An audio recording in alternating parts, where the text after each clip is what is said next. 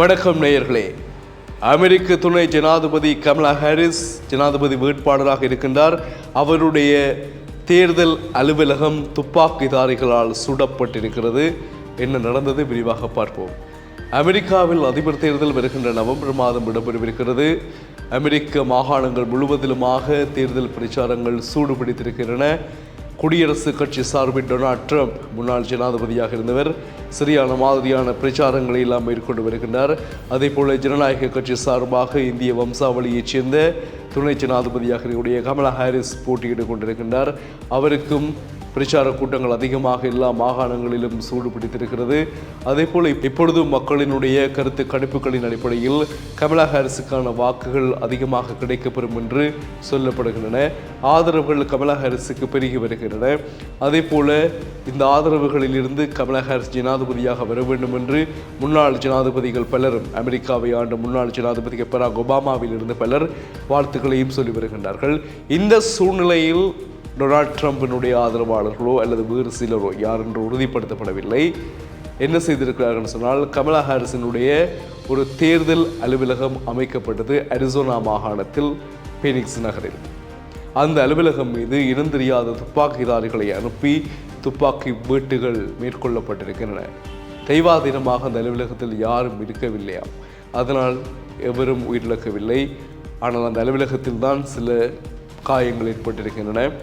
இது சம்பந்தமாக போலீஸ் நிலையத்தில் முறைப்பாடுகள் பதிவு செய்யப்பட்டிருக்கின்றது. போலீசார் மிக தீவிரமான விசாரணைகளை மேற்கொண்டு வருகின்றார்கள். இந்த சந்தர்ப்பத்திலே இதுவரையில் எவரும் கைது செய்யப்படவில்லை என்றும் சொல்லப்படுகின்றது.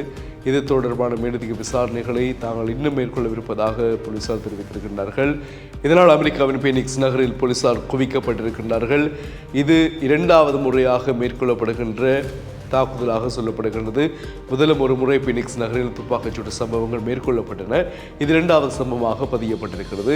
இந்த சம்பவங்களினால் கமலா ஹாரிஸினுடைய வாக்குகள் அதிகரிக்குமா, குழப்பங்கள் ஏற்படுமா என்று நாங்கள் பார்க்க வேண்டும். ஏனென்றால் இந்த ஜனநாயக கட்சி சார்பில் போட்டியிடுகின்ற கமலா ஹாரிஸ் மீது டொனால்ட் ட்ரம்ப் தரப்பினர் சில வேளைகளில் இவருக்கு ஆதரவு கூட இருக்கிறது என்பதற்காக இந்த நாசாகர வேலையை செய்தார்களா என்று நாங்கள் ஊகிக்க முடியாது, உறுதிப்படுத்தவும் முடியாது. ஏனென்றால் டொனால்ட் ட்ரம்புக்கும் இதே போன்ற நிலைப்பாடு வந்தது. எப்படி தேர்தல் பிரச்சார கூட்டத்தில் கலந்து கொண்ட பொழுது கிட்டத்தட்ட ஓரிரு மாதங்களுக்கு முன்பு நடந்து கொண்டிருந்த பொழுது துப்பாக்கி இளைஞன் சுட்டு அவருடைய காது ஓரமாக அருகால் துப்பாக்கி ரவை பாய்ந்து சென்ற சம்பவங்களை நாங்கள் பார்த்திருந்தோம். தெய்வாதீனமாக அவருடைய உயிருக்கும் ஆபத்து ஏற்படவில்லை. அந்த சம்பவங்களை வைத்துக்கொண்டு இலங்கையில் தேர்தல் நடைபெறவிருந்த கொஞ்ச நாளைக்கு முன்பதாக இலங்கையின் தேர்தல் வேட்பாளர்கள் முன்னாள் ஜனாதிபதிகளுக்கான பாதுகாப்புகள் உறுதிப்படுத்தப்பட்டன. இந்த சம்பவத்தை வைத்து இப்போ எங்களுடைய பிரச்சனை எல்லாம் தேர்தல் முடிஞ்சது. அமெரிக்காவின் தேர்தல் நவம்பர் மாதம் இடம்பெறவிருப்பதால் இப்பொழுது அமெரிக்காவில் எங்கு பார்த்தாலும் தேர்தல் சம்பந்தமான பிரச்சாரங்களும் தேர்தல் தொடர்பான எல்லா விடயங்களும் அரங்கேறிக் கொண்டிருக்கின்றன. தேர்தல் பிரச்சார கூட்டங்களில் மிகவும் தாறுமாறான சரமாரியான கருத்து கணைகள் வீசப்பட்டு கொண்டிருக்கின்றன. இந்த கருத்து கணைகளினால் மக்கள் சில வழிகளில் குழம்பியும் போகலாம். ஒருவர் பற்றி பேசி பேசி பேசி இவ்வாறான சம்பவங்களும் இடம்பெற்றுக் கொண்டிருக்கின்றன. இது எவ்வாறு இருப்பினும் இப்பொழுது கிடைக்கப்பட்டிருக்கக்கூடிய செய்திகளின் அடிப்படையில் கமலா ஹாரிஸின் பக்கம் கொஞ்சம் அதிகமான வாக்குகள் வரக்கூடிய சந்தர்ப்பம் இருப்பதாக சொல்லப்படுகின்றது. பொறுத்திருந்து பார்ப்போம். இறுதி நேரத்தில் எதுவும் நடக்கலாம். இந்த சந்தர்ப்பத்தில் நாங்கள் கொண்டு வந்த செய்தி என்னவென்றால், கமலா ஹாரிஸ் டொனால்ட் ட்ரம்ப் இருவருக்குமான தேர்தல் பிரச்சார கூட்டங்கள் இடம்பெற்றுக் கொண்டிருக்கின்ற பொழுது கமலா ஹாரிஸினுடைய தேர்தல் அலுவலகம் துப்பாக்கிதாரிகளால் சுடப்பட்டிருக்கிறது. அந்த துப்பாக்கிதாரிகள் யார் என்பதுதான் இப்பொழுது கேள்வி. இன்னும் கைது செய்யப்படவில்லை. பிரபலமான ஒரு நகரம்.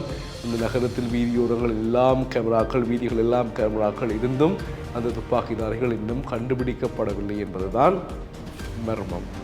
மீண்டும் சந்திப்போம். இணைந்திருங்கள் தமிழுடன். வணக்கம்.